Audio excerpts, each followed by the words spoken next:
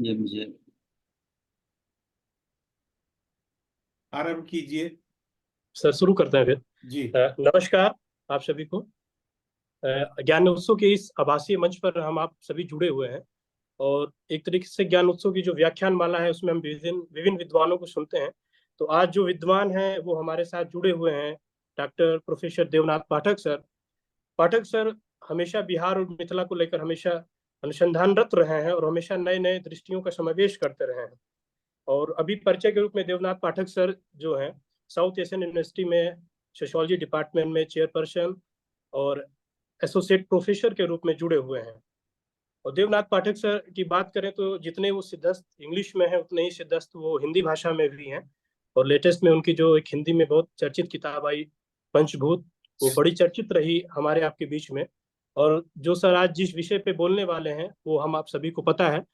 और जैसे कि जो ये मंच है उसकी एक परिधि है, लगभग हर एक व्याख्यान 40 से 50 मिनट के बीच में, अगर मैं सही हूँ सर, तो उसके बीच में लगभग लगभग समाप्त करना होता है।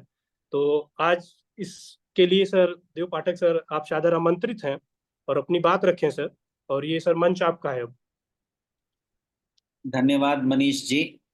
मैं अनादि फाउंडेशन को धन्यवाद कहना चाहता हूँ कि अ, हम जैसे लोग जब यहाँ वहाँ हैं उनको एक साथ इकट्ठे डिजिटल स्पेस में और रियल स्पेस में भी लाते हैं। और हमारे जो भी काम हैं या जिस तरह से हम अपने काम के को लेकर सोचते हैं उसके बारे में बात करने का अवसर मिलता है। अ, मैं जो आज मेरे पास कोई पावर पॉइंट प्रेजेंटेशन नहीं है। पॉइंट्स हैं कुछ, अगर उसमें पावर होगा तो देखते हैं। पॉइंट्स तो वही पावरफुल माने जाते हैं जो डायलॉग क्रिएट करे। तो कोशिश करूंगा कि कुछ ऐसे हिस्से जो मेरे मेरे जो अभी मेरा जो अभी काम चल रहा है उससे संबंधित कुछ ऐसे हिस्से जो जो थोड़ा सा अ, किसी डायलॉग की संभावना के लिए है, बेहतर है, उसको आपके साथ रखूंगा। फिर देखते हैं कि किस तरह की बात निकल निकल सकती है इस तरह के विमर्श से। अ, अ, हिंदी में ही मूल रूप से बोलूंगा और जहाँ असहाय हो जाऊंगा वहां पर थोड़े बहुत अंग्रेजी का के शब्दों का सहारा ले लूंगा। तो मिला जुला के इंग्लिश जो आजकल की परंपरा से हट के जो एक तरीका है भाषा का, उसका उपयोग करूंगा। तो जो मैं करने की कोशिश कर रहा हूँ अभी, मूल रूप से मैं लिली रे के बारे में, उनके संदर्भ में बात करूंगा। लेकिन एक व्यापक फलक लिया हुआ है मैंने पिछले कुछ सालों से, जिस पर मैं जो वर्नाक्यूलर है, सोशियोलॉजी ऑफ वर्नाक्यूलर क्या हो सकता है, उसके बारे में मैं सोचने की कोशिश करता हूँ। क्योंकि जो सोशियोलॉजी है, समाजशास्त्र है या एंथ्रोपोलॉजी है, इनको आमतौर पर हमने पढ़ा और पढ़ा रहे हैं और पढ़ाते रहे हैं, और लोग भी इनको आमतौर पर हम वो यूनिवर्सल का जो एक फलक है उसकी जो कुछ एक अपनी उसका जो वैल्यू सिस्टम रहा है, उसके जो फंडामेंटल कॉन्सेप्ट्स रहे हैं, उन्हीं के दायरे में हम सोशियोलॉजी की बात करते रहे हैं। अ, ऐसा नहीं है कि शुरू में भारत की आज़ादी के बाद जो पहला जनरेशन हुआ सोशियोलॉजिस्ट का, या पहले 2-3 जनरेशन जो हुए, उन लोगों ने इस विषय पर नहीं सोचा, ऐसा नहीं है, सोचा। इसलिए हम लोग लखनऊ यूनिवर्सिटी में बहुत सारे ऐसे फर्स्ट जनरेशन सोशियोलॉजिस्ट को पाते हैं जो ये कहते रहे, जोर देते रहे कि जो भारत में समाजशास्त्र हो उसकी अपनी एक उसका अपना एक शब्दकोश हो, उसकी ग्लॉसरी जो है वो जो वेस्टर्न ग्लॉसरी है उससे अलग होना चाहिए। इसमें जो हमारे जो अवधारणाएं हैं वो हमारे समाज और संस्कृति से उभर के आने वाली अवधारणा हो, और उन्हीं उन अवधारणाओं के आधार पर हम अपने समाज और संस्कृति को समझें। ये एक तरह की चिंता आपको 40 के दशक में, 50 के दशक में बहुत जोर शोर से सुनाई पड़ती है। कला के क्षेत्र में भी सुनाई पड़ती है। जो विचारों की राजनीति है उसमें सुनाई पड़ती है, और उसी तरह से हम लोगों को समाजशास्त्र में भी सुनाई पड़ती है। लेकिन वो आवाज कहीं ना कहीं कमजोर हो गई या खो गई, मुझे नहीं मालूम, लेकिन निश्चित रूप से वो आवाज थोड़े हाशिए पर चली गई, वो चिंता थोड़ा बहुत हाशिए पर चला गया। तो मुझे ये लगता है कि जो हम लोग अभी समाजशास्त्र पढ़ा रहे हैं, उनको अनवरत लगातार ये कोशिश करती रहनी चाहिए, बिना हार माने, कि कैसे हम हमारी हमारी जो संस्कृति की परिधि है उसके अंदर से क्या सामने निकल के आता है, किस तरह की अवधारणाएं निकल के आती हैं, उनको लेके आए फलक पर, और उनके परिप्रेक्ष्य में हम एक डायलॉग क्रिएट करने की कोशिश करें, जो हमें यूनिवर्सल तक, जो वेस्टर्न यूनिवर्सल्स हैं, वेस्टर्न आइडियाज ऑफ यूनिवर्सल्स हैं, उसके साथ डायलॉग करने की कोशिश करें। ऐसा नहीं है कि ये जो डीकोलोनाइजेशन की जरूरत है सोशियोलॉजी में, वो उसका मतलब ये नहीं है कि जो वेस्टर्न पोल है, जो खंभे हैं, उनको तोड़ फोड़ के उसको हटा दिया जाए, नहीं, उसके साथ डायलॉग करने की जरूरत है, तभी हम लोग अपना एक यूनिवर्सल बना पाएंगे। खैर, इन्हीं चिंताओं के मद्देनजर मैंने किसी समय में मैथिली लोकगीतों के बारे में बहुत सीरियसली सोचना शुरू किया, उसको कैसे समाजशास्त्र में, एंथ्रोपोलॉजी में लेके आए, और उसको किस तरह से आज के जमाने में किस तरह से पढ़ें। किसी जमाने में एथनोलॉजिस्ट जो थे, जो अंग्रेजों द्वारा नियुक्त किए गए थे अफसर, वो लोग एथनोलॉजी किया करते थे, जिसमें वो सारे कल्चरल आइटम्स को बस समेट के क्लासिफाई कर देते थे। उनका उद्देश्य था वो कॉलोनियल कॉन्क्वेस्ट ऑफ नॉलेज, उसके तहत वो किया करते थे। आज के दौर में हम उन चीज़ों को कैसे देखें, उनको कैसे सामने लेके आएं, उनके क्या कुछ कंटेम्प्रेरी मीनिंग्स हो सकते हैं उनके, ये देखने की कोशिश करें। तो यही मेरा क्षेत्र है, जिसके अंतर्गत मैं वर्नाक्युलर जो लिटरेचर है उसका किस तरह का सोशियोलॉजी हो, ये सवाल करने की कोशिश करता हूँ। जो वर्नाक्युलर लिटरेचर फोकलोर में भी है। जब हम मिथिला के इतिहास, मिथिला में साहित्य के इतिहास की कोई भी किताब उठा के देखते हैं, तो हमें दिखता है कि जो ओरल ट्रेडिशन है और जो मॉडर्न लिटरेरी ट्रेडिशन है, उन दोनों का क्रिस क्रॉसिंग बहुत सारे जगह पर वो एक दूसरे से मिलते हैं, ओवरलैपिंग काफी होता है। जो लिखित साहित्य है वर्नाक्युलर में, मैथिली में हो, और जो अलिखित है, जो वाचिक हैं, उनका बड़ा मेल होता है। और हाँ, तो उस मेल को भी मैं समझने की कोशिश करता हूँ कि क्या उस मेल की वजह से भी जो सोशियोलॉजी ऑफ वर्नाक्युलर होगा इंडिया में, क्या उस मेल की वजह से भी उसको उसको एक नई संभावनाएं मिल सकती हैं। यहाँ पर ब्रांच, वो कंपार्टमेंटलाइजेशन नहीं होता है कि ओरल ट्रेडिशन यहाँ तक रहेगा और जो लिटरेरी ट्रेडिशन होगा वो यहाँ से शुरू होगा, अलग रहेगा उससे। वो ओरल ट्रेडिशन जो है हमें हरिमोहन झा के काम में भी मैथिली में मिलता है, और वो ओरल ट्रेडिशन हमें बैद्यनाथ मिश्र, बाबा नागार्जुन के काम में भी मिलता है। तो वो ओरालिटी जो है ना, हर एक काम में मैथिली साहित्य में काफी सारे ऐसे एग्जाम्पल आते हैं जहां पर कि लिखित साहित्य के अंदर में ओरालिटी का प्रभाव दिखता है, और वो प्लॉट में दिखता है, वो कहानियों में दिखता है, वो कैरेक्टर्स में दिखता है। और साथ ही साथ वो हमें विमर्श करता है कि हम ये सोचें कि वो सारे साहित्यिक कृतियां जो हैं, वो दरअसल में इंडिकेट कर रही हैं, मेटाफोरिकली बता रही हैं कि वो टेक्स्ट अपने आप में सीमित नहीं है, वो उस समय से जुड़े हुए हैं, उस समय को रिस्पॉन्ड कर रहे हैं। वो टेक्स्ट जो है बहुत सारे अलग अलग टेक्स्ट की तरफ हमें ले जा रहा है। मैं एक जो मिखाइल बाख्तिन हुआ करते थे रूस में, वो इन चीजों पर बड़ी चर्चा किया करते थे कि एक जो टेक्स्ट होता है वो कभी भी अकेला स्वतंत्र टेक्स्ट नहीं होता है। कोई एक ऑथर जो होता है वो कभी भी अकेला स्वतंत्र ऑथर नहीं होता है। उसकी ओरिजिनलिटी के क्लेम के बावजूद वो बहुत सारा कुछ दूसरों से लेके आके तब हमें बता रहा होता है, यानी कि बहुत सारे और टेक्स्ट के साथ उसका संबंध होता है। तो जब भी हम सोशियोलॉजी, वर्नाक्युलर लिटरेचर के सोशियोलॉजी की बात सोचते हैं, तो हमें ये बाख्तिन का जो एवरीडे डायलॉजिज्म उसको बोला करते थे मिखाइल बाख्तिन, कि कैसे वो दिनचर्या में हमारे शामिल है कि हम चीजों को एकदम जरा मैथिली में कही फरिछा फरिछा के देखना है, हरदम दैनिक जीवन में अपने सब हरदम सब चीज के फैलछा फैलछा के नहीं, we do not have so much of time to distinguish everything from everything else. बहुत सारी चीजें, प्रैग्मेटिक लाइफ का अपना एक ये प्रवृत्ति है जो बहुत सारे फेनोमेनोलॉजिस्ट लोगों ने जिसको समझने की कोशिश की। ये प्रवृत्ति है हमारे दैनिक जीवन में कि बहुत सारी चीजें गड्डम गड्ढ होती हैं, और वही चीज शायद जो वर्नाक्युलर लिटरेचर का सोशियोलॉजी है उसकी विशिष्टता भी हमें बताता है।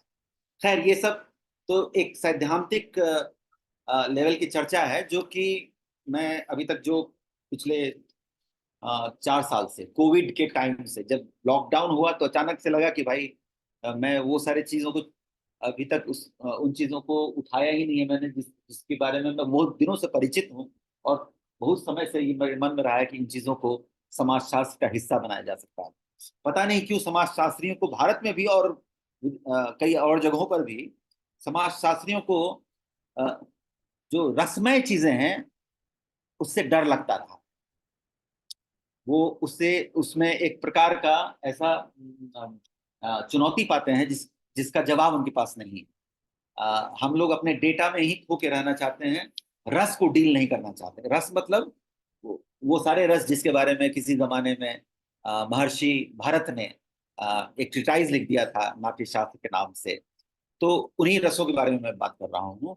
समाजशास्त्र हमेशा कोशिश करता रहा है, जो मेन स्ट्रीम है सोशियोलॉजी का, एंथ्रोपोलॉजी का, वो कोशिश करता रहा है कि ऐसे रसमय चीजों से बचा जाए, वो रसहीन चीजों की तरफ, तथाकथित रसहीन चीजों की तरफ ज्यादा जाने की कोशिश करते हैं।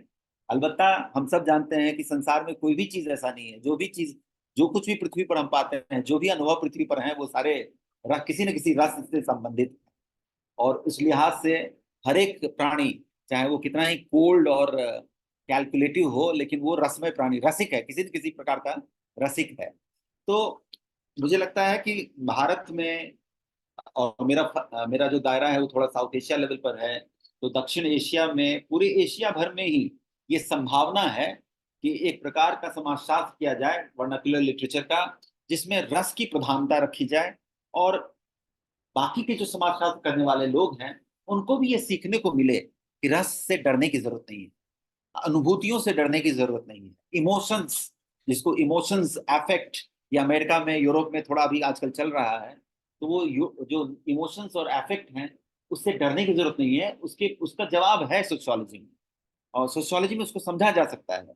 जितने भी क्लासिकल सोशियोलॉजी करने वाले लोग थे, चाहे वो हिंदुस्तान में रहे हों या यूरोप में, फ्रांस में, जर्मनी में रहे हों, वो लोग इन चीजों को डील करते थे। पता नहीं ये बीच में सोशियोलॉजी किस तरह से प्रोफेशनलाइज हो गया कि हम लोग उन चीजों से भागने लगे। नतीजा ये हुआ कि आपको भारत में साहित्य का समाजशास्त्र करने वाले लोग बहुत कम मिलेंगे। और जब भी मुझसे कोई पूछता है कि मैं क्या काम कर रहा हूँ इन दिनों, और मैं बोलता हूँ कि साहित्य का समाजशास्त्र करने की, सोशियोलॉजी ऑफ लिटरेचर करने की कोशिश कर रहा हूँ, तो वो लोग मुझ पर हंसते हैं, बोलते हैं कि सोशियोलॉजी में लिटरेचर का क्या काम। सोशियोलॉजी में, जबकि उनको नहीं मालूम, 1945 के समय में लखनऊ यूनिवर्सिटी में जब नया नया सोशियोलॉजी डिपार्टमेंट खुला था, तो एक बड़े ही अभूतपूर्व शिक्षक थे, टीपी मुखर्जी, ध्रुजति प्रसाद मुखर्जी उनका नाम था, और उन्होंने सोशियोलॉजी ऑफ म्यूजिक उस जमाने में लिख दिया था। उसी यूनिवर्सिटी में एक राधा कमल मुखर्जी थे, जिन्होंने विजुअल आर्ट का, सोशियोलॉजी ऑफ विजुअल आर्ट हमें दे दिया था लिखित में। उन्होंने अमेरिकन जर्नल में भी आर्ट कल्चर, भारत के आर्ट कल्चर को लेकर सोशियोलॉजी बनाने की बात लिखी थी उस जमाने में। ये 45 का ही नहीं, ये 40 का दशक है। कैसा दशक रहा होगा समझ लीजिए आप। हम लोग बोलते हैं कि अब हम बहुत ज्यादा विकसित हो गए हैं, विकसित तो उस वक्त में हो गए, शुरू में ही था, हमने उसका विकास को थोड़ा बहुत काट के फेंक के हटा दिया। इसकी वजह से आज कोई अगर कहे कि मैं आर्ट का सोशियोलॉजी कर रहा हूँ, लिटरेचर का सोशियोलॉजी कर रहा हूँ, म्यूजिक का सोशियोलॉजी कर रहा हूँ, अरे ये सब छोड़िए, अगर कोई ये कहे कि मैं दिनचर्या के अनुभवों का सोशियोलॉजी कर रहा हूँ, तो हम उसको मजाक उड़ाया जाता है, कहते हैं ये किस प्रकार का सोशियोलॉजी है। सोशियोलॉजी तो वही होगा जिसमें थोड़े से अंक होंगे, थोड़ा सा वो डेटा होगा, थोड़ी सी सांख्यिकी होगी, थोड़ा सा वैज्ञानिक पद्धति होगा। अभी कुछ दिनों पहले मेरे एक कलीग से कुछ हो रहा था, और कुछ बाहर के भी एक्सपर्ट आए हुए थे, वो साइंटिस्ट थे, काफी नामी गिरामी साइंटिस्ट थे, और उन लोगों ने हमसे यही सवाल पूछा कि आप अपने काम में ऑब्जेक्टिविटी कैसे रखते हैं। वस्तुनिष्ठता कैसे रखते हैं। हम लोग तो साइंस में बहुत आसानी से रख लेते हैं, हमारे पास लेबोरेटरी होता है, हम तो पूरे बायस फ्री होके काम करते हैं। और उनको ये समझाना पड़ा कि देखिए, वस्तुनिष्ठता भी कई प्रकार की हो सकती है। जैसे विज्ञान कई प्रकार के हो सकते हैं, कला कई प्रकार के हो सकते हैं, ज्ञान परंपराएं कई प्रकार की हो सकती हैं, धर्म कई प्रकार के हो सकते हैं, लोग कई प्रकार के हो सकते हैं। उसी तरह से वस्तुनिष्ठता का आइडिया भी कई प्रकार का हो सकता है। तो जो सोशियोलॉजी ऑफ लिटरेचर है, वहां ये संभावना बहुत जोर शोर से सामने आती है। वहां से हम लोग बहुत सारी उन चीजों के, उन प्रश्नों के जवाब दे सकते हैं जिसका जवाब देने में समाजशास्त्री अक्षम रहे हैं। तो इन चीजों को ध्यान में रखते हुए मेरी जो शुरुआत हुई आधुनिक मैथिली गद्य साहित्य को समझने की सोशियोलॉजी के अंदर में, वो उस साहित्य से हुआ जिसको हमने युवावस्था में पढ़ा था, और जिसके बारे में बहुत सारी कहानियां अभी भी प्रचलित हैं। और हर एक व्यक्ति जिसने भी उस साहित्य को पढ़ा था, उसका अपने समय का कोई न कोई अनुभव जुड़ा हुआ है उससे। वो सिर्फ उस साहित्य का पाठक नहीं है।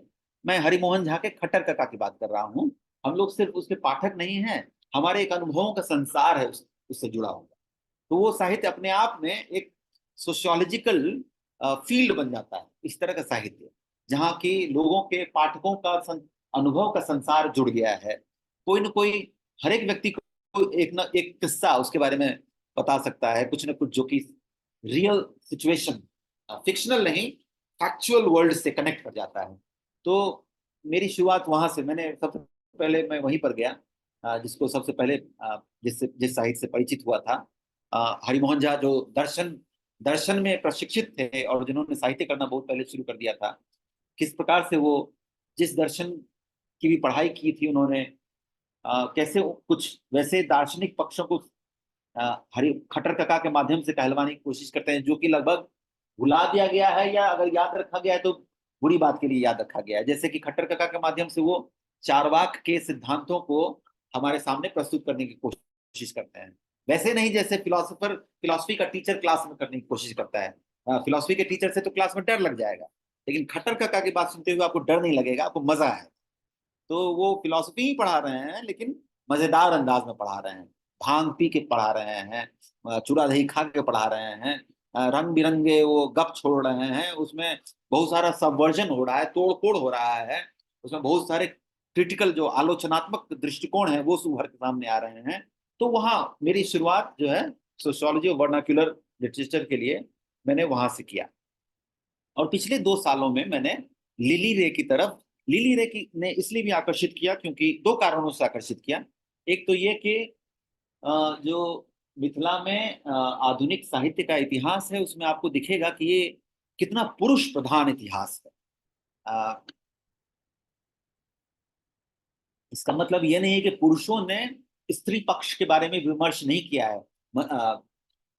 हरिमोहन झा ने ही उनका जो पहला नॉवेल था, उसमें स्त्री पक्ष को इतनी मजबूती, जिस पर सिनेमा भी बनी थी, कन्यादान, उसमें स्त्री पक्ष को ही बहुत गंभीरता से सामने रखा। बाबा नागार्जुन का जो पहला उपन्यास था पारो, जो कि उनके बहुत ही आत्मकथात्मक उपन्यास कहा जाता है उसको, वो पारो उसमें सेंट्रल कैरेक्टर थी, जो एक लड़की थी। तो उससे इनकार नहीं किया जा सकता कि पुरुष साहित्यकारों ने भी मैथिली में स्त्री पक्ष को बहुत ही गंभीरता से, बहुत ही सेंसिटिव तरीके से रखा है, और उससे हमें बहुत कुछ जानने को मिलता है। वो हमें मिथिला का जो स्त्रैण समाज है उसको बहुत अलग किस्म से देखने की क्षमता देता है। लेकिन फिर भी जो बात खटकती है वो ये कि जब आर्चर नाम का ब्रिटिश अधिकारी, जब वो मिथिला पेंटिंग को की खोज की, उसने खोज की, मैंने उसने समझा सबसे पहले और उसको विदेशों में प्रचलित किया। तो आर्चर ने हाईलाइट किया था कि कैसे देखिए कि ये एक लोक कला है और ये पूरी तरह से मिथिला की महिलाएं इसमें अग्रणी भूमिका निभाती हैं। मिथिला पेंटिंग में खास करके वो जब कोहबर की पेंटिंग की चर्चा करते हैं, तो उसमें पूरी तरह से वो नाम ले लेके बताती हैं कि कौन कौन सी औरतें उनको मिली हैं जो उसमें बहुत दक्ष हैं। कोहबर की का जो वो वॉल म्यूरल होता है उस वो बनाने में। तो ये बड़ी विचित्र विडंबना है कि आर्चर ने तो ये दिखा दिया सारी दुनिया को कि देखो मैथिली मैथिली औरतें जो हैं वो कितनी गंभीर भूमिका, कितनी कलात्मक भूमिका निभा रही हैं पूरे समाज में। हाँ, और हम पाते भी हैं, चाहे वो गाना गाने में हो या जो रिचुअल्स होते हैं वो परफॉर्म करवाने में जो गाने गाते हैं वो भी, और दैनिक जीवन में जो गाना गाते हैं वो भी, या फिर वो ये पेंटिंग करने में हो, इस सब में मैथिली स्त्रियां बहुत आगे रही हैं। लेकिन इसके बावजूद साहित्य में ऐसा कैसे हुआ कि आधुनिक साहित्य में वो उनके नाम बहुत सारे सुनने को नहीं मिलते हैं, बहुत कम। और उसमें मुझे लगा कि लिली रे की तरफ, लिली रे एक बहुत ही एक्सेप्शनल एक हैं जो कि स्त्री थी और पूरी पारिवारिक थी। चाहे और रंग बिरंग की भूमिकाएं जो संभव हैं एक मनुष्य के लिए, वो सारी भूमिकाएं निभा रही थी। वो बेटी होने के नाते एक आला अधिकारी, ब्रिटिश ऑफिसर की बेटी होने की भूमिका हो, या फिर एक डॉक्टर की पत्नी होने की भूमिका हो, या फिर माँ होने की भूमिका हो उनके एक बेटे। और ये दूसरा कारण था जिसकी वजह से मैंने लिली रे में इंटरेस्ट लेना शुरू किया। उनके उनके एक बेटे जो थे रविंद्र रे, लल्लू रे भी उनको कहा जाता, उनको जाना जाता है लल्लू रे के नाम से भी। वो वो एक सोशियोलॉजिस्ट हुए। उन्होंने सोशियोलॉजी में रिसर्च किया ऑक्सफोर्ड से, और उनकी किताब भी आई। और मुझे लगा कि और हम मेरी उनसे हमने बहुत सारे लोगों की उनसे बड़ी बात होती थी जब तक वो जीवित थे। तो ये दो कारण थे। एक दोनों ही कारणों से मुझे लगा कि एक तो पूरी तरह से बौद्धिक कारण कि स्त्रियों के नाम नहीं दिखाई पड़ते हैं, ऐसे में लिली रे का काम इतना प्रभावशाली, इतना आकर्षक काम है। और दूसरा ये कि एक सोशियोलॉजिस्ट, एक लिटरेरी माँ के सोशियोलॉजिस्ट बेटे हुए रविंद्र रे। और लिली रे का काम पढ़ने के बाद जो जो काम मुझे सबसे ज्यादा आकर्षित किया वो है एक नॉवेल। उसका टाइटल है पटाक्षेप। यही मधुबनी में ही साहित्यिकी, सरसप्पाही में साहित्यिकी नाम का एक प्रकाशन है जिसने बहुत सारी ऐसे जो लिटरेचर हैं, लिली की बहुत सारी कहानियां जो जहां तहां छपी हुई थी उन सबको इकट्ठा करके उन लोगों ने निकाला है। उनके उपन्यासों को भी प्रकाशित किया है जो जो प्रिंट में नहीं थे वो सब प्रकाशन में आ गए हैं। उसी के साथ साथ साहित्यिकी ने और भी बहुत अच्छे प्रकाशन, साहित्यिकी अपने आप में एक शोध का विषय है कि कैसे एक क्षेत्रीय प्रकाशक कितने बड़ी बड़े काम, कितना बड़ा काम कर सकता है। तो ये मेरे लिए बहुत आकर्षक था कि ये पटाक्षेप उपन्यास जो लिली रे ने लिखा था 70 के दशक में, वो पूरी तरह से उनके बेटे की कहानी थी और लगभग सत्य कथा, जिसको एक माँ होने के नाते, एक बेटे की माँ होने के नाते लिली रे ने अनुभव किया था, जिया था। और उनके उपन्यास का जो एक पात्र है वो उनका बेटा है, और उसने भी अपने अनुभव को जिया था। और कैसे इन दो चीजों का संयोग होता है। एक लड़का, जब जब ये कहानी जो है पटाक्षेप, मैं संक्षेप में बता देता हूँ। अ, अ, लल्लू रे, रविंद्र रे सेंट स्टीफेंस में अंग्रेजी की पढ़ाई की, उन्होंने बहुत अच्छा नंबर आया था। कहा जाता है रामचंद्र गुहा ने लिखा है एक किताब में जो अभी अभी आई है, वो किताब रुकुन आडवाणी पर उन्होंने किताब लिखी है रामचंद्र गुहा ने। और उस किताब में गुहा ने लिखा है कि पहला जो, रुकुन अडवाणी अंग्रेजी के ही थे, और रुकुन अडवाणी को कहा है गुहा ने कि रुकुन अडवाणी दूसरे अंग्रेजी के ऐसे स्टूडेंट थे सेंट स्टीफेंस में जिसको हाईएस्ट मार्क्स आया था। पहला कौन था वो स्टूडेंट? पहला रविंद्र रे थे। और अंग्रेजी की पढ़ाई करने के बाद सेंट स्टीफेन से रविंद्र रे और उनके कुछ मित्र, जिसमें दिलीप सिमियन भी एक स्कॉलर हैं, आ, आ, वो भी, और भी एक मित्र, ये तीन मित्रों ने तय किया कि उनको गांव में जाकर क्रांति करना है, बदलाव कर देना है। वो एक विचारधारा को मानते थे जिस विचारधारा से ये इस तरह की क्रांति संभव थी। और उसी विचारधारा के तहत वो लोग पहुंच गए कटिहार जिले के किसी गांव में। ये कहानी वो पटाक्षेप। और गांव में जाकर वो लोग उन लोगों ने काडर ज्वाइन कर लिया। काडर को का ये रिक्वायरमेंट था कि वो सामाजिक भूमिका में दिखाई पड़े, जहां तहां कोई ट्रक का खलासी बन गया। ये रविंद्र रे जो थे वो खुद जाके किसान के यहाँ मजदूर का काम करने लगे। वो खेतों में कुदाल चलाते थे, पाँव भी उनका कट गया था उसमें। ये सब काम करने लगे वो लोग, और किसानों को, किसान मजदूरों को मोबिलाइज करने की कोशिश करने लगे। शुरू में इनको बड़ी सफलता मिली, इन्होंने कई जमींदारों की जमीन पर कब्जा भी कर लिया, और इनको लगा कि अब तो लाल सलाम करने का टाइम आ गया है, अब तो बस बिहार बदल जाएगा। ऐसा कुछ हो नहीं रहा था। बहुत ही जल्दी उन पर क्रैकडाउन होने लगा। उनके नेता भी जो थे कन्नू सान्याल, वो लोग भी खतरे में आ रहे थे। उसी बीच में बांग्लादेश का लिबरेशन वॉर शुरू हो जाता है, और वहां से बांग्लादेश से बहुत सारे माइग्रेंट आने लगते हैं। फिर से ये सारे जो स्टूडेंट गए हुए हैं उनको एक मौका मिलता है, उनको लगता है कि ये जो माइग्रेंट आ रहे हैं ये सारे के सारे सर्वहारा हैं, और ये जो है अब बांग्लादेश में सर्वहाराओं की सरकार बन जाएगी, और बांग्लादेश पहला कम्युनिस्ट स्टेट बनेगा। लेकिन उनका वो भी सपना टूट गया, क्योंकि ये सर्वहारा बेचारे थके हारे एकदम असहाय निसहाय लोग थे। तो उनके सारे सपने जब टूट गए और वो हताश हो गए, उनके उनके किसान मजदूर भी उनका साथ देना बंद कर दिए। उनके लिए रहने की, खाने पीने की वो दिक्कत होने लगी। वो कहीं कुछ मरना सन्न हो गए थे, रविंद्र रे जैसा उपन्यास बताता है। और उस हाल में वो लोग डिसिल्यूजनड होके वापस जहां तहां अपने घर गए। उस बीच में रविंद्र रे एक दो चिट्ठियां भी लिखा करते थे अपनी माँ को। थोड़ा सा उनकी माँ के बारे में और बताना जरूरी है। वो लिली रे के नाम से लिखने से पहले वो कमला शरण नाम, एक छद्म नाम से लिखा करती थी, और कल्पना शरण, सॉरी। और कल्पना शरण के नाम से उन्होंने एक बहुत ही अच्छा नॉवेल लिखा है, जो कि काफी जेंडर्ड और बहुत ही प्रोवोकेटिव है, रंगीन पर्दे। तो लेकिन बाद में वो कहीं पता चल गया, उन्होंने भी डिसाइड किया कि वो अब अपना डिस्क्लोज कर देंगे।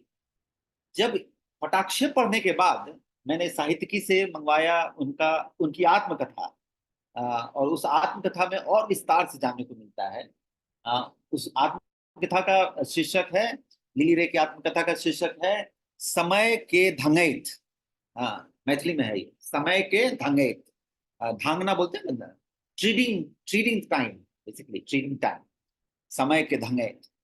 और उस आत्मकथा में ये जानने को मिलता है कि कैसे लिली रे ने लिखना शुरू किया। लिली रे का उसी आत्मकथा में वो बताती हैं कि लिली रे की औपचारिक शिक्षा नहीं हुई थी। उन्होंने दूसरों की किताबें उठा, दूसरे अपने भाइयों की, अपने चचेरे भाइयों की, उनकी किताबों को, उनकी स्कूल की किताबों को देख के, अपने से पढ़ पढ़ के सब कुछ सीखने की कोशिश की थी। तो वो स्वशिक्षित महिला थी, और उन्होंने साहित्य भी पढ़ा। उनको बहुत सारे साहित्य, ये हरिमोहन झा, बाबा नागार्जुन, चौधरी, वो जो राजशेखर चौधरी, आ, आ, आ, मैं नाम लेने में दिक्कत कर रहा हूँ, राजकमल चौधरी। राजकमल चौधरी, हाँ, उन सबको पढ़ा अपने से ही, स्वशिक्षित। उनके उनके साहित्य, उनका जो साहित्य से अनुराग जो होता है वो अपने आप ही होता है। ऐसे ही पढ़ पढ़ के मैथिली की पत्रिकाएं, जो साहित्यिक पत्रिकाएं उन दिनों आया करती थी, मिथिला मिहिर वगैरह, उन चीजों को लगातार पढ़ा। तो अपने से ही शिक्षित किया। और वो लिखती हैं उसमें कि ये असंभव था, जबकि उनके पिता ब्रिटिश सरकार में सिविल सर्वेंट थे, बहुत ही नामचीन अफसरों में थे। लेकिन इसके बावजूद लड़कियों को शिक्षा दी जाए, ये प्रचलन नहीं था। नतीजा ये हुआ कि उनकी स्कूलिंग जो थोड़ी बहुत, जो शायद एक बार शुरू हुई थी लेकिन फिर बंद हो जाती है, और वो उनको अपने आप से ही पढ़ना लिखना पड़ता है। फिर वो छोटी छोटी कहानियां उन्होंने लिखना शुरू किया। और वो समय के धंगैत में लिखती हैं कि उन्होंने तय किया कि वो छद्म नाम से लिखेंगे, क्योंकि उनको बहुत डर था कि अगर लोगों को पता चलेगा कि लिली ये कहानियां लिख रही हैं, तो लोग पता नहीं क्या मजाक उड़ाएंगे, समाज क्या कहेगा, मामी क्या कहेगी, चाची क्या कहेगी, काकी क्या कहेगी, वो सब लोग क्या कहेंगे। उनको पता नहीं, ये मेरी कहानियों में जो भी सुनाई पड़े देखेंगे वो, तब तो और बहुत बदनाम हो जाएंगे कि ये किस तरह की कहानी, किस तरह की बातें लिख रही है। उनको वो डर हुआ, जो सदात हसन मंटो को शायद नहीं हुआ था। मंटो को इसलिए शायद नहीं हुआ था क्योंकि वो इस तरह से पारिवारिक वो जो एक संरचना होती है जिसको हम लोग एंथ्रोपोलॉजी में किनशिप कहते हैं, नातेदारी का जाल होता है, उस नातेदारी के जाल में थी ये लिली रे लोकेटेड। उस जाल से निकलने की संभावना ही नहीं। तो वो जैसे जैसे पुरुष प्रधान परिवार, पुरुष प्रधान समाज मिथिला का, उन चीजों, ये पितृसत्तात्मकता पर वो बहुत चर्चा करती है अपने आत्मकथा में।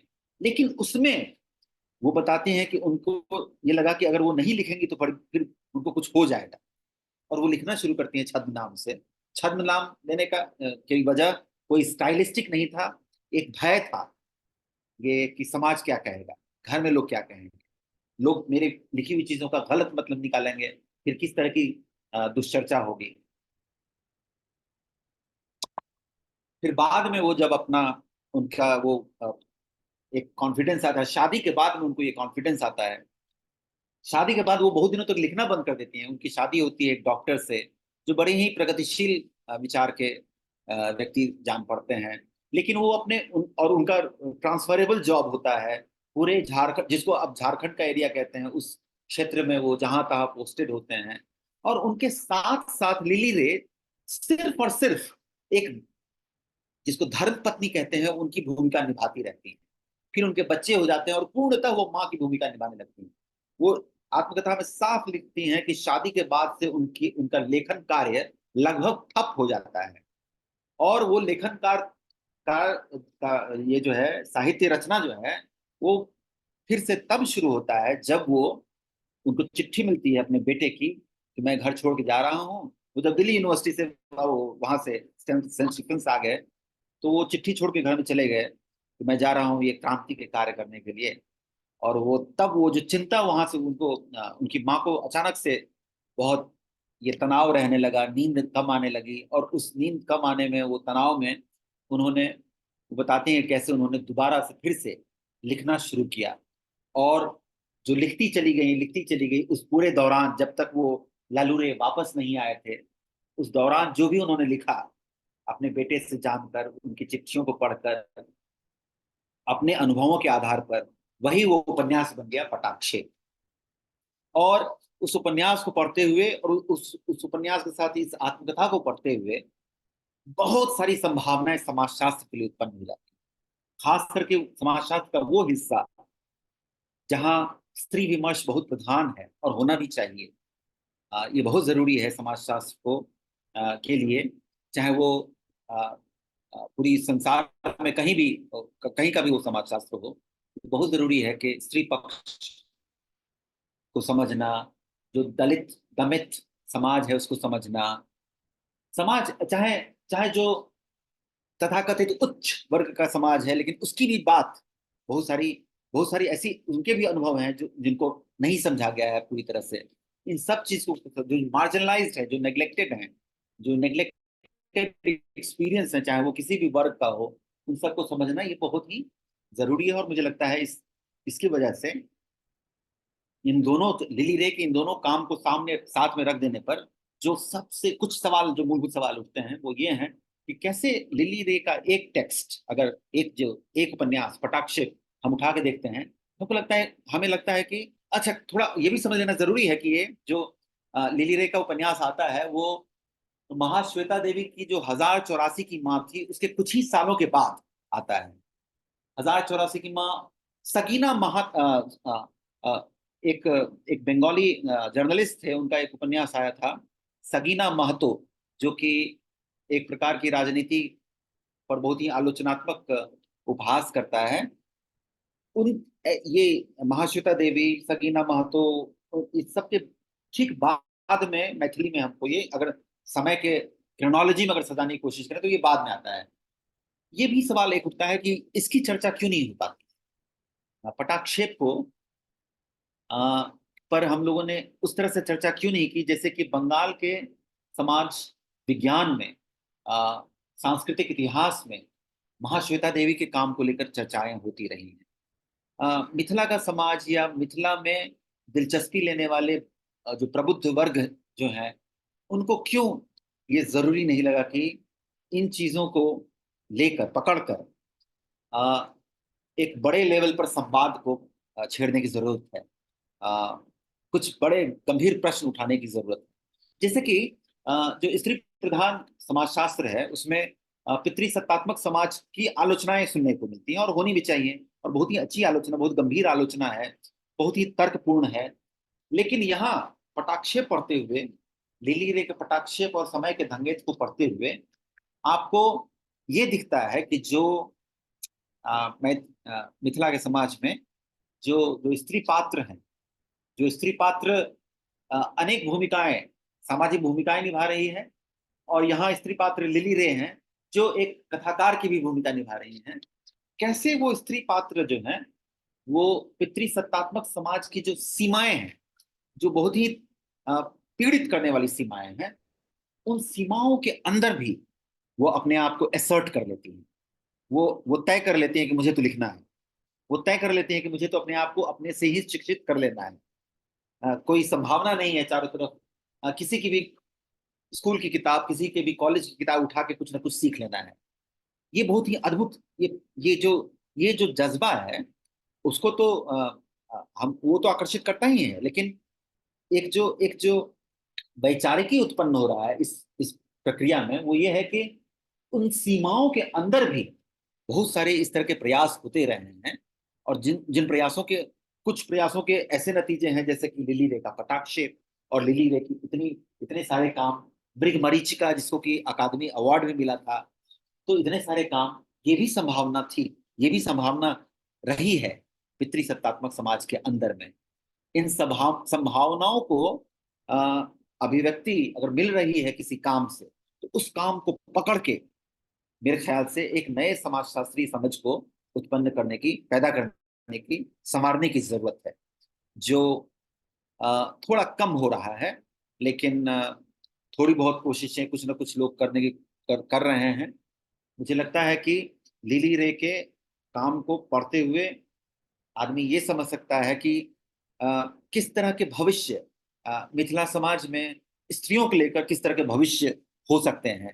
यहाँ पर सिर्फ डायग्नोसिस, लिली रे सिर्फ डायग्नोसिस नहीं करती है, वो क्रिटिकल डायग्नोसिस जिसको बोलते हैं ना, कि ये बता देना कि ये समाज कितना खराब है।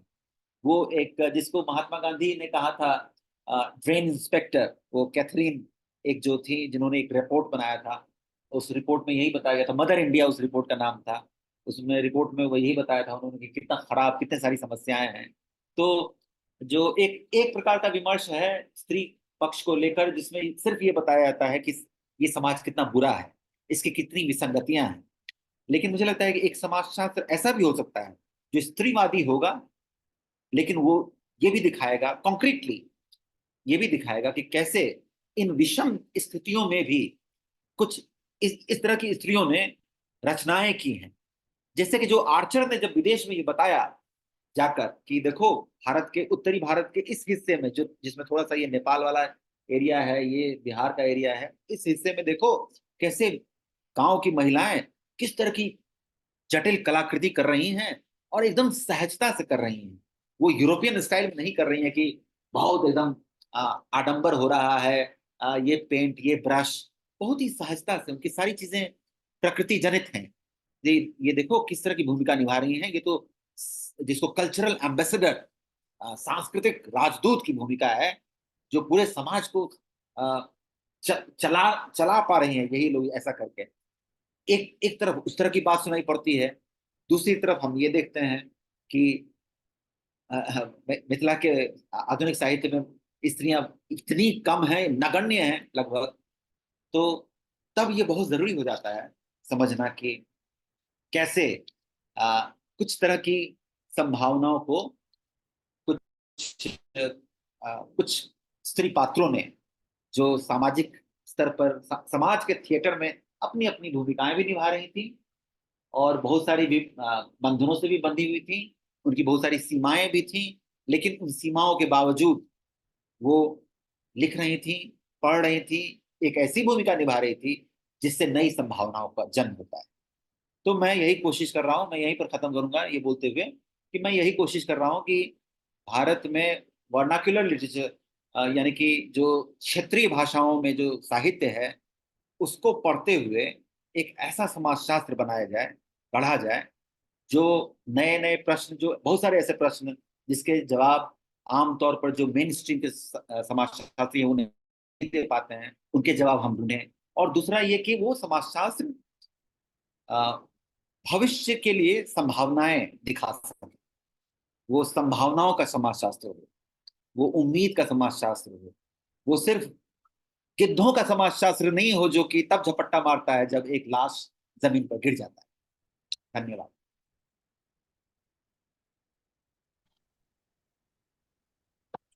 सर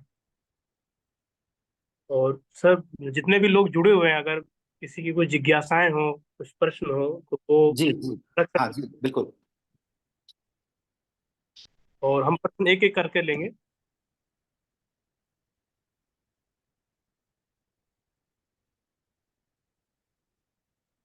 सर, जब तक किसी के प्रश्न आए, मेरा ही प्रश्न है सर, मैं पूछ हाँ सकता हाँ। हूँ?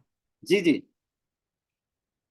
हाँ, सर, जैसे अभी तक हमने जो साहित्य के समाजशास्त्र पे बात की, तो जी आपने तो बहुत अच्छे से उसकी जो पूरी परिधि है क्या है अच्छा समझाया। सर, मैं थोड़ा सा ये जानना चाह रहा हूँ कि हम करेंगे कैसे, जो मेथोलॉजी है इसकी, लिटरेचर की, या लिटरेचर को मेथोलॉजी में जो लेके आएंगे, जो आप कह रहे हैं कि बहुत कुछ छूट गया है, चाहे वो डीपी मुखर्जी साहब ने काम किया और राधा कमल मुखर्जी का कुछ काम रहा, या ए के शरण लखनऊ थॉट ऑफ स्कूल से जुड़े रहे, उन्होंने काफी कुछ काम किया, बिल्कुल। या आपको हम ले सकते हैं।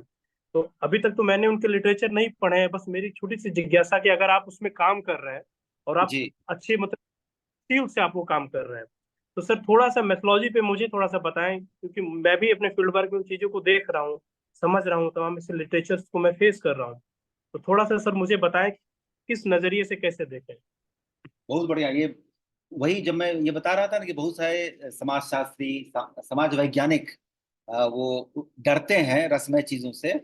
तो मैं यही कहने की कोशिश कर रहा था कि मूल रूप से वो इसलिए डरते हैं कि उन्होंने हम सब ने जो सोशियोलॉजी के अंदर में, या सिर्फ सोशियोलॉजी के अंदर में नहीं, बहुत सारे जो सोशल साइंस के बहुत सारे डिसिप्लिन हैं उन सब में हमने मेथोडोलॉजी का ही दीवार क्रिएट करने की कोशिश कर दिया है ऑलरेडी इरेक्ट।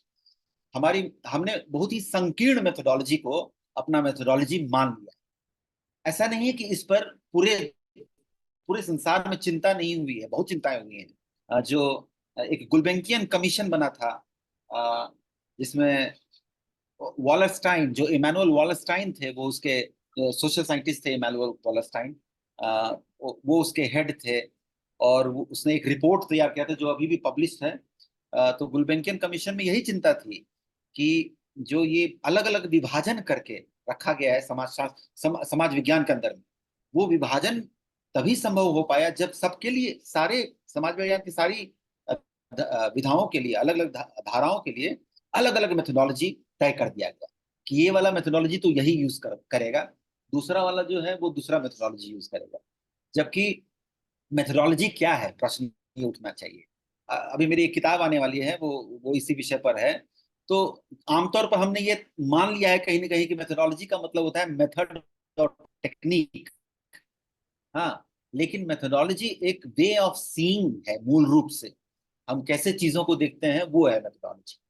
तो जैसे मैंने अभी एक मेथोडोलॉजी मेथोडोलॉजी के जवाब में मैं ये बोल रहा हूँ कि एक मेथोडोलॉजी तो संभवतः ये भी हो सकता है, जो मैं जिसका मैं नाम भी लिया था मैंने बीच में, कि कैसे कोई मिखाइल बाख्तिन जैसा आदमी कैसे देख रहा था, जो सांस्कृतिक उत्सव होते हैं या सांस्कृतिक व्यवहार है उसको कैसे देख रहा था, वो कैसे समझता था किसी भी टेक्स्ट को। आमतौर पर सोशियोलॉजी ऑफ लिटरेचर में हम टेक्स्ट को ही देख रहे होते हैं। ये अलग बात है कि उस टेक्स्ट साथ हम, अंग्रेजी में एक एक एक एक्टिविटी होती है, बहुत सारे आप लोगों ने देखा होगा, कॉन मूवीज, कॉनिंग कॉनिंग आर्ट कहा जाता है, वो ठगना ठगना एक आर्ट होता है।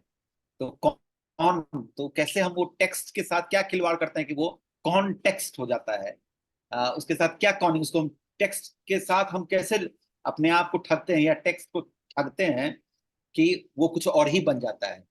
जैसे मैं आपको बता रहा था कि जब जब कभी भी आपने खट्टर कका को पढ़ा होगा, या पहली बार जाना होगा या उनके बारे में सुना होगा, खट्टर कका साहित्य के बारे में, तो एक अनुभव हुआ होगा। ऐसे हल्के में नहीं, आपने ये नहीं सोचा होगा कि बस आप एक सलमान रुश्दी का मैजिकल रियलिज्म पढ़ रहे हैं। ये वास्तविक बात नहीं है। खट्टर काका को सुनते हुए या जानते हुए या पढ़ते हुए आपको लगता है कि ये सब रियल है, इसमें जो कुछ भी हो रहा है वो हमारे आसपास भी हो रहा है। ऐसे बहुत सारे काका कैरेक्टर हैं जो कि यही ऐसे ही करते हैं। वो बोलते हैं कि जो हमको खिलाएगा हम उसी के साथ में। खट्टर काका यही बोलते हैं ना कि उनसे पूछा जाता है कि आप ट्रेडिशनल है कि मॉडर्न है। आप वो बहुत हरिमोहन झा का जब वो पहली बार छपा तो बड़ी आलोचना हुई। मिथिला मीर में भी एक आलोचना छपी थी कि ये बड़ा ही वेस्टर्न थॉट से प्रभावित किताब रचा है हरिमोहन झा ने। तो उन्होंने क्या किया कि उसके अगले अंक, जो उसका जो अगला आने वाला था एडिशन, उसमें उन्होंने ये प्रीफेस ऐड कर दिया हरिमोहन झा ने। उसमें अपने प्रीफेस में हरिमोहन झा ने पूछा खट्टर काका से कि काका आप ये बताइए कि आप ट्रेडिशनल है कि मॉडर्न है। लोग आप सबको आपको बोल रहे हैं सब कि आप वेस्टर्न आदमी हैं। तो वो बोलता है कि वो मैथिली में बोलते हैं, नहीं नहीं हो, हमरा तो जे दही चूड़ा देते हमसे अच्छी। तो वो तो जिधर जो इसको जो खिला देगा उसके साथ, वो बहुत प्रैग्मेटिक आदमी है। और वैसे ही हम लोग आमतौर पर होते हैं। वो बस वोट वोट देने के टाइम जब जा रहे होते हैं तब हम थोड़ा सा अपना अपना लाइन पकड़ लेते हैं, क्योंकि वो वोट तो बड़ा डिसाइसिव चीज है। लेकिन आमतौर पर जब हम बैठ के बातें कर रहे होते हैं, खाना खा रहे होते हैं, रंग रहस कर रहे होते हैं, गपशप कर रहे होते हैं, तो उसमें फिर इतना ये ऐसा नहीं होता है कि इतना क्लासिफाई कर ले आदमी को कि नहीं हम तो वही हैं, हम तो ये वाली बात हम सुन भी नहीं सकते हैं, ये मेरे कान में लोहे की तरह पड़ेगा, ऐसा नहीं होता है।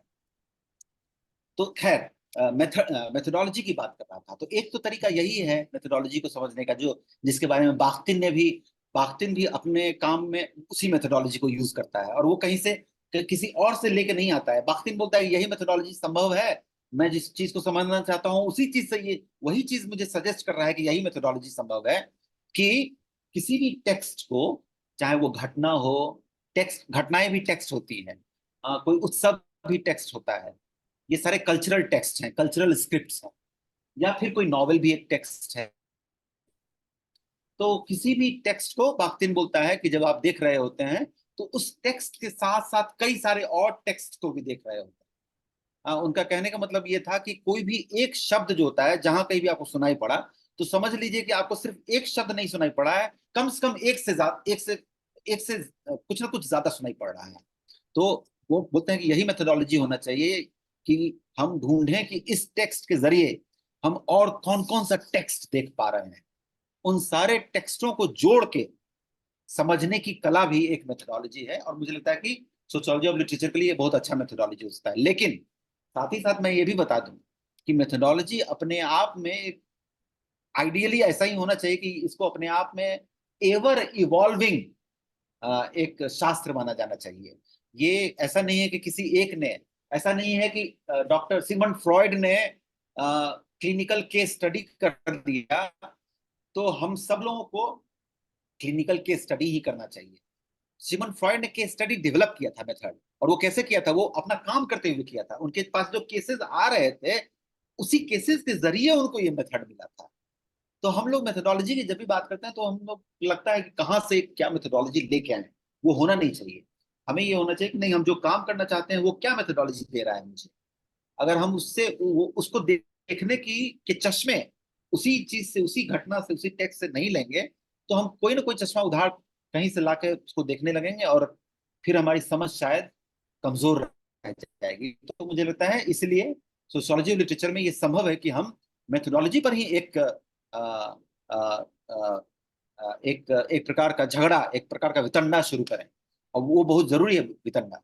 मेथोडोलॉजी पर आमतौर पर मेथोडोलॉजी को टेकन फॉर ग्रांटेड मान लिया जाता है कि यही है, यही तरीका है। तो मैं यही कहूंगा कि जो भी वर्नाक्युलर क्षेत्रीय साहित्य को लेकर समाज समाज विज्ञान के अंदर में कुछ करने की कोशिश कर रहे हैं, वो अपने आप को अलाउ करें कि उनका काम उनको किस तरह का मेथोडोलॉजी दे रहा है।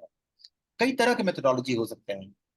अगर टेक्निकल सेंस में आपने, मनीष, अगर आपने मुझसे एकदम ही नैरोली टेक्निकल सेंस में ये पूछा है कि क्या मेथोडोलॉजी हो सकता है, और आपका मतलब बेसिकली मेथड और टेक्निक से है, तो वो भी मैं बता दूं कि उसके अंदर भी एक कई प्रकार के जवाब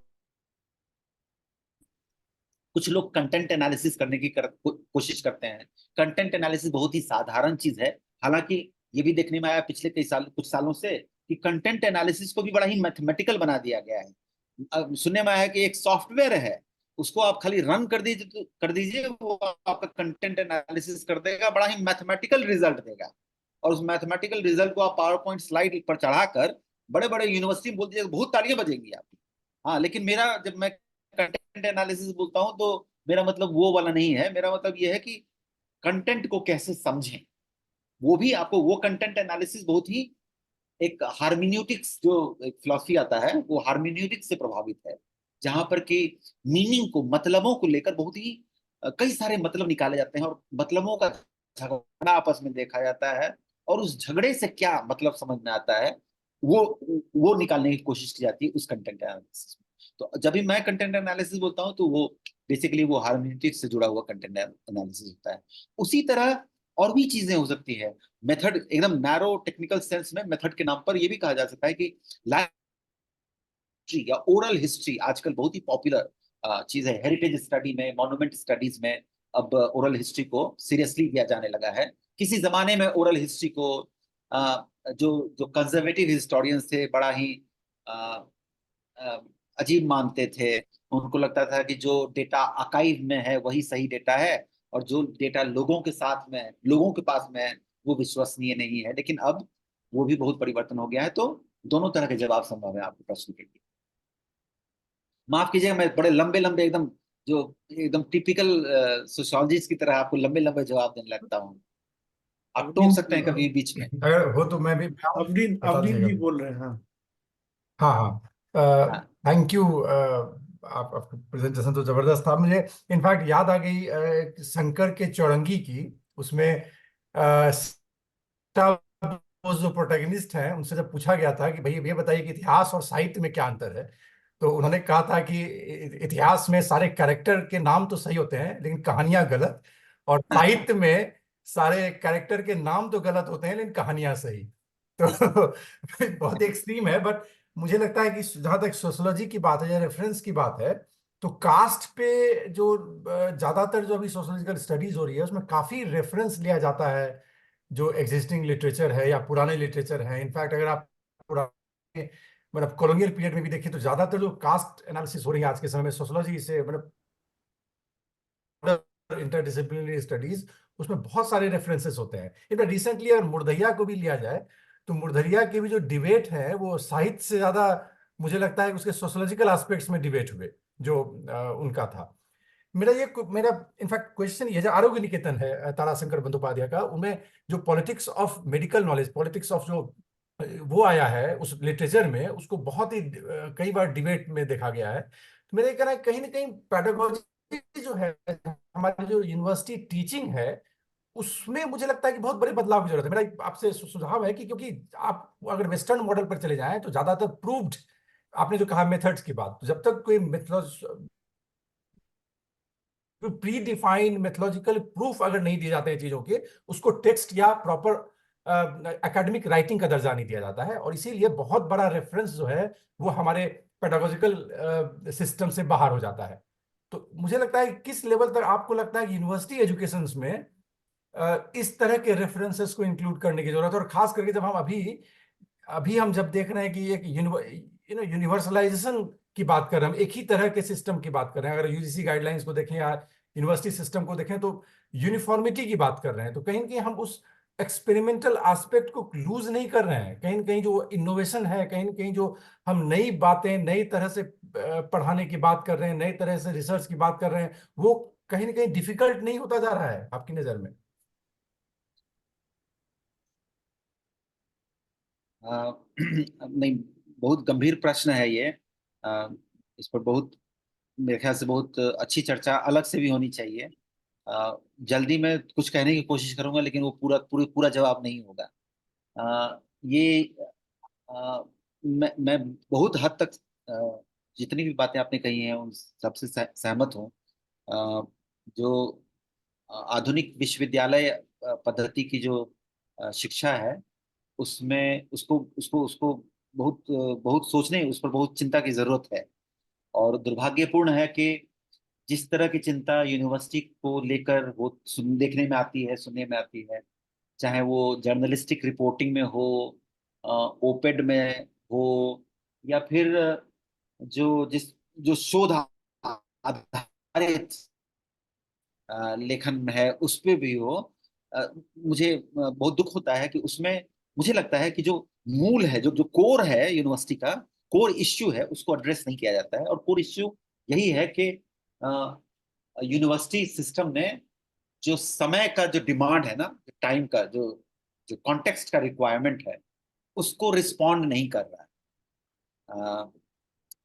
हम अलग अलग पॉलिसी लेके आ सकते हैं, यदा कदा हम सुन सकते हैं ये शब्द इंटरडिसिप्लिनरी, लेकिन ये सब करना, धरातल पर लेके आना, उसके लिए जिस तरह का संस्थागत व्यवस्था होना चाहिए, जिस तरह की, वो नहीं है यूनिवर्सिटी में उपलब्ध।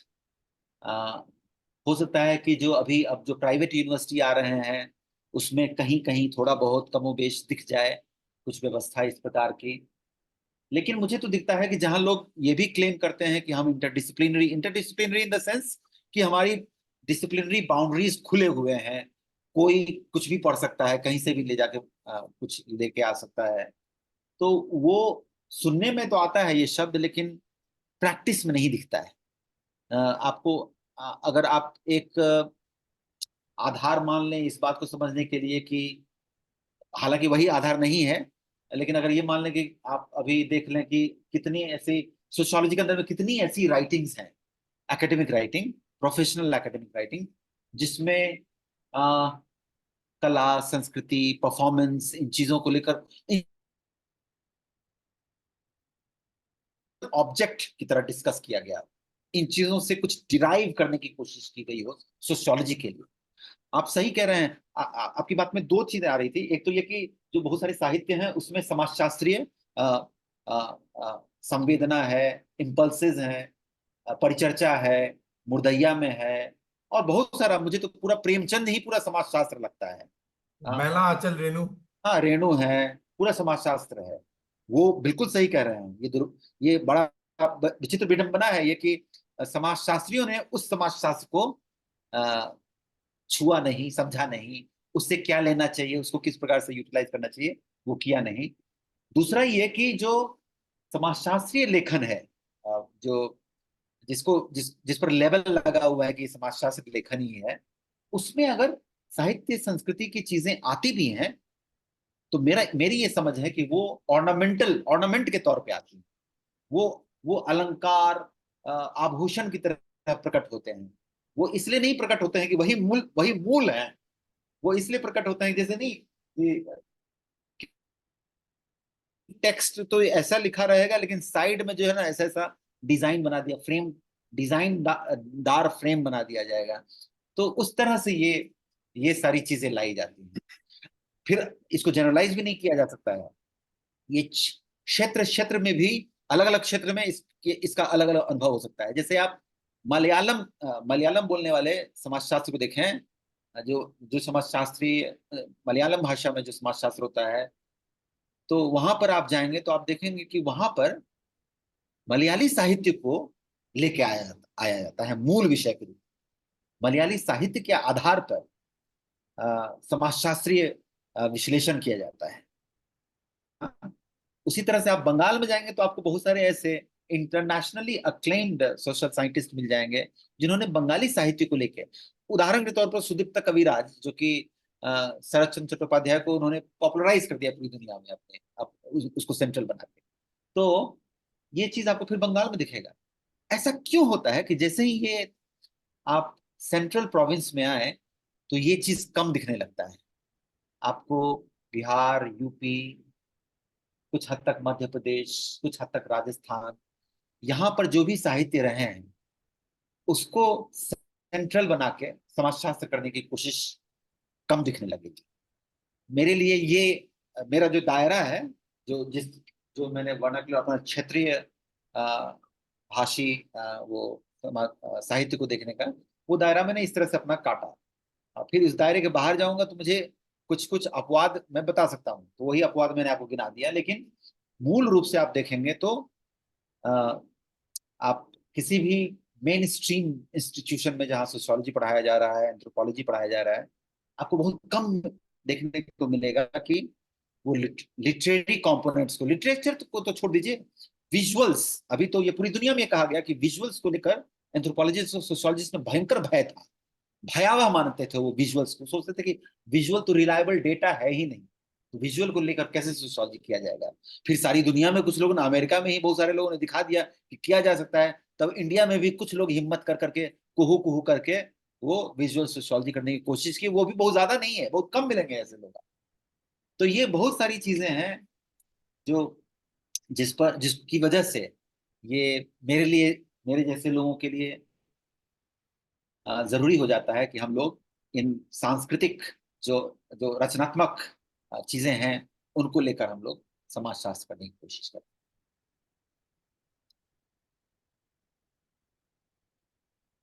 मुझे नहीं लगता है मैंने पूरी तरह से आपको जवाब दिया, लेकिन मुझे लगा कि थोड़ा सा थैंक यू, बहुत धन्यवाद। अच्छे से आपने हाईलाइट किया, कई सारे क्वेश्चंस भी बहुत बिगर है, हम लोग खुद सोच रहे हैं बिल्कुल ऐसे चीजों को या रैप अप किया जाए।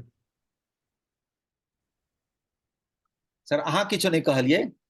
नहीं, हमर के समय सीमा है, अच्छा अच्छा। लेकिन एक चीज सिर्फ एक हाँ मैं सिर्फ ये बोलना चाहता था कि जो ओरैलिटी की बात आप कर रहे थे, हाँ तो ओरैलिटी को आप कैसे डिफाइन करते हैं? हाँ। जो ओरल ट्रेडिशन में जिस तरह की ओरलिटी को डिफाइन करने के लिए कहा जाएगा कि जो ओरल ट्रेडिशन से आता है, इंटर जनरेशनली जो ट्रांसफर किया गया है, वो कंटेंट है जो आपके ओरलिटी में, ओरलिटी एक प्रकार का व्यवहार है, ओरलिटी सिर्फ एक टैंजिबल हेरिटेज नहीं है, वो हमारा दैनिक व्यवहार भी है। तो जिस तरह से आप दालान पर बैठ के जो आपका व्यवहार होता है, जिसमें कुछ शब्द आते हैं, कुछ साइलेंस होता है, बहुत सारे बाहर के इधर उधर की बातें होती हैं, जो क्रॉस रेफरेंसिंग होता है, वो सब मिलकर हमारा ओरलिटी तय करता है। बहुत बढ़िया। तो बेसिकली ओरलिटी किसी न किसी हद तक रिस्पॉन्सिबल है इस बात के लिए कि हमारे बहुत सारे अनुभव लिखित परंपरा में नहीं आ पाते हैं, वाचिक परंपरा में ही रह जाते हैं। और वो जो रह जाते हैं वाचिक परंपरा में, वही प्रोत्साहित करते रहते हैं साहित्यकारों को, लिखने वालों को, कि वो उन चीजों को, वाचिक परंपरा की उन चीजों को लेकर लिखित में लेके आए। तो मैं ओरालिटी को उसी वो वाचिक परंपरा के परिप्रेक्ष्य में ओरालिटी की मैं बात कर रहा हूँ। नहीं, बल्कि आपने एक और बात कही कि जो लिखित परंपरा में आने के बावजूद भी वो ओरैलिटी मेंटेन होता है, हाँ ये असल खास बात हाँ कि वो, हाँ। तो उसके लिए हाँ जैसे हरिमोहन झा में आप ओरैलिटी देखते हैं, तो वो हाँ जो है कि वो जो परंपरा है वो रिटन ट्रेडिशन में आने के बाद भी, इसलिए हम थोड़ा सा उस पर रुक रहे थे कि ये, जी, हाँ बढ़िया। बिल्कुल। मैं भी वो हरिमोहन झा के ही मामले में, और हरिमोहन झा ही नहीं, लिली रे का जो उपन्यास है उसमें भी वो दिखता है कि वो ऐसे लिखती है जैसे वो बात कर रही है। जी, और ये ऐसा लगता है कि ये सत्तर सत्तर में कही गई बात नहीं है, ये आज 2024 में भी मुझसे ये कोई बात कर रहा है। जब भी मैं लिली रे को पढ़ता हूँ तो वो लगता है कि वो मुझसे बात कर रही है। वो थोड़ा सा इस मामले में, वो बाख्तिन कहा करते थे कि कुछ राइटर ऐसे होते हैं जो मोनोलॉजिकल होते हैं, माने वो क्लोज सिस्टम, उनके लिए लैंग्वेज एक क्लोज सिस्टम है, एक फिक्स स्ट्रक्चर है। लेकिन आपको हरिमोहन झा का साहित्य में, लिली रे के पटाक्षेप में लगेगा कि नहीं, लैंग्वेज एक क्लोज सिस्टम नहीं है, वो फ्लोइंग सिस्टम है। इस उसकी वजह से हम आज भी उससे, आज भी जब हम लोग हरिमोहन झा का वो पढ़ते हैं तो लगता है कि कोई भी ऐसा कठपिंगल बुढ़वा है, ऐसा ऐसा बोल सकता है, इस तरह की बातें बोल सकता है। वो काट देगा जहां तहां, बेकार की बातों में काटता रहेगा, और कुछ ना कुछ तर्क लेके आ जाएगा। कई बार आपको मन करेगा कि आप सहमत हो जाएं, फिर आपको लगेगा नहीं, ये तो पागल आदमी है, कुछ भी बोलता रहता है। तो इसलिए वो जो बहाव है ना, उसकी वजह से ये कंक्लूड किया जा सकता है कि ये वाचिक परंपरा की, वो ओरालिटी की वजह से ये बहाव है। हमारा समय समाप्त हो रहा है, लेकिन बहुत जरूरी हो तो एक आध सवाल और लिया जा सकता है क्या मनीष? जी मेरा एक सवाल बोलिए, हाँ हाँ, स्नेह कैमरा स्नेह। ऑन कीजिए। हाँ, तो जैसा कि सर ने बताया कि वर्नाकुलर लिटरेचर को नाम कॉस्मोपॉलिटन और हेलो कैमरा ऑन कर लीजिए। जी एक बोलिए। जी, जैसा कि सर ने बोला कि वर्नाकुलर लिटरेचर को कॉस्मोपॉलिटन और यूनिवर्सल के साथ जोड़ के पढ़ने की जरूरत है। तो जब लिली रे एक विचारधारा के बारे में लिख रही हैं, समाजवाद की विचारधारा है शायद वो, और वो अपने बेटे की बात कर रही हैं जो एक अर्बन सेंटर से पढ़े लिखे हुए हैं, एक यूनिवर्सिटी से पढ़े लिखे हुए हैं। तो जब वो इन सब चीजों के बारे में बात कर रही हैं तो क्या उसमें उसको इस रूप में पढ़ा जा सकता है कि एक वर्नाकुलर राइटर कैसे कॉस्मोपॉलिटन संसार से जुड़ने की कोशिश कर रहा है? हाँ बिल्कुल। यही तो समझने वाली बात है, इसलिए मैं वो टेक्स्ट को, एक टेक्स्ट जो है वो बहुत सारे टेक्स्ट से जुड़ा हुआ है। तो वो लिली रे का भी जो वो जो टेक्स्ट उत्पन्न हुआ, इसलिए मैंने ये बताना जरूरी समझा था कि ये कैसे उपन्यास लिखना, ये वाला उपन्यास उन्होंने कैसे लिखना शुरू किया था बहुत लंबे अंतराल के बाद। वो रोज रात में जब उनको नींद नहीं आती थी तो बैठ के अपने बेटे के बारे में सोचती रहती थी। बेटा वो गाँव वाँव में भटक रहा था। तो वो उसके बारे में सोचते सोचते वो तो एक इवॉल्व होता है, वो कैसे अलग अलग टेक्स्ट, मेमोरी, मेमोरी में बहुत सारी चीजें जो है वो उसमें एक साथ आती हैं। कॉस्मोपॉलिटनिज्म को लेकर एक नया नए ढंग से सोचा जा सकता है लिली रे के मामले में, क्योंकि उनका कॉस्मोपॉलिटनिज्म जो है, इसके बारे में कुछ फेमिनिस्ट स्कॉलर्स लोगों ने लिखा भी है कि बहुत सारी ये जो कॉस्मोपॉलिटिनिज्म है वो नेसेसरली उस वो जो वेस्टर्न आइडिया ऑफ यूनिवर्सल है उससे गाइडेड नहीं है। वो ये कॉस्मोपॉलिटनिज्म एम्बेडेड है, लोकेटेड है वहां पर।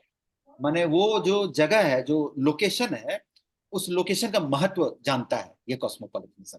ये कॉस्मोपॉलिटनिज्म वो नहीं है कि अपना घर जला के पूरे संसार में घूम रहे हैं। वहाँ इस कॉस्मोपॉलिटनिज्म में अपना घर, अपना जो वो लोकल, इसलिए ये बहुत ही आश्चर्यजनक लगता है कि ये लिली रे अपने आप को शिक्षित भी करती हैं।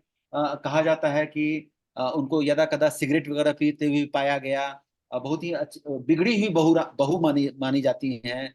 और फिर बहुत प्रचलित भी होती हैं। कई तरह की बातें सुनने में आती है। तो लगता है कि ये सब इसलिए संभव है, ये सारे मल्टीपल टेक्स्ट, कॉस्मोपॉलिटनिज्म को डिफाइन करने वाले मल्टीपल टेक्स्ट लिली रे के केस में इसलिए सामने आता है क्योंकि ये लिली रे जो हैं और उनके जो डिफरेंट रोल्स जो हैं वो लोकेटेड है। वो अपने अपने एम्बेडेडनेस को नहीं छोड़ा। मैं रूट नहीं बोलना चाहता हूँ, ये सिर्फ रूट की बारे में बात नहीं है। वो एक कल्चरल नेशनलिस्ट आइडिया होता है रूट को लेकर, वो बात नहीं है।